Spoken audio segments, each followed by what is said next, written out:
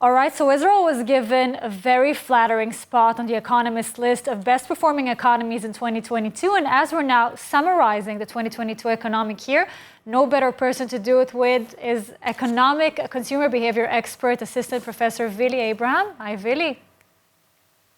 Pleasure to be here. Hi.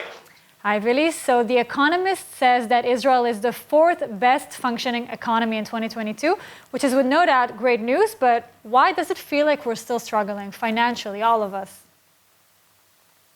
Well, we're still struggling financially for many, many reasons. First of all, the inflation is at about 5.3%, which means that prices increase considerably from month to month. If you look at our electricity bill, which has increased substantially over the last few months, the price we pay for the property taxes and everything we pay for has become much more expensive. If you look at gas prices, they're expected to increase by about 30 agorot at the beginning of the year.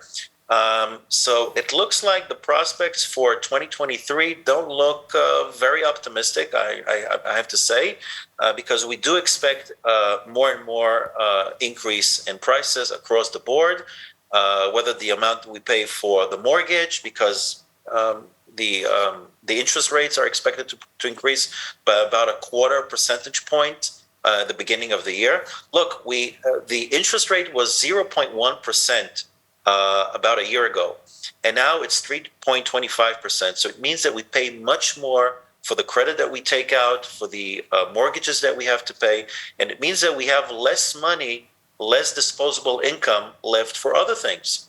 So all of us are really struggling in order to, complete the month without getting into a minus or an overdraft. It's all getting really expensive, but with the new government being sworn in today, is the new government receiving a generally healthy economy, do you think? No, we're worse off than we were at the beginning of the year. Look, if you look at the high-tech industry, for example, only in December, about 400 people were laid off. If you look at 2022 in general, thousands of people were laid off, and many, many more expected to be laid off in 2023. It's a global phenomenon. The stock market is in really bad shape. Billions of dollars were wiped out. And until the war in Ukraine does not stop, it looks like it's only going to get worse from here on.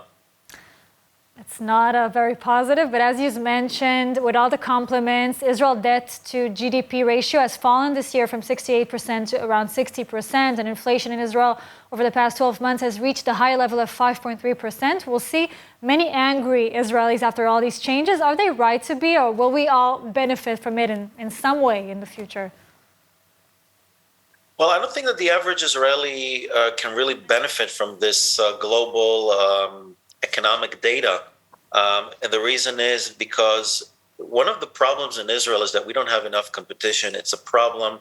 The government is trying to open up the economy to competition, but it's not enough. We need many more players in different industries. And another thing is, I think we also have to change our mindset as consumers. Many times we Israelis in the supermarket, we go for the well-known brands, but I think we also need to go for the private labels, which are of the same quality in most cases, and they're considerably cheaper.